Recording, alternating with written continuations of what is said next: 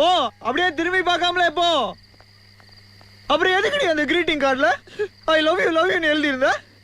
அப்பெல்லாம் நான் உனக்கு லோக்கல்னு தெரியலையா? உண்மையிலே இப்ப நான் எவ்வளவு பெரிய லோக்கல் நான் உனக்கு காட்டுறேன்டே. நீ கொடுத்த கிரீட்டிங் கார்டை மாவுளை உன் கல்யாணத்தன்னைக்கு சும்மா தெருவா போஸ்டர் அடிச்சு ஓட்டுறேன்டே. போஸ்டர் அடிச்சு ஓட்டுறேன் மாவுளை. அப்படி ஓட்டல என் பேரு சிவா இல்லடி, சிவா இல்ல. அவ போய் 6 மாசம் ஆகுது.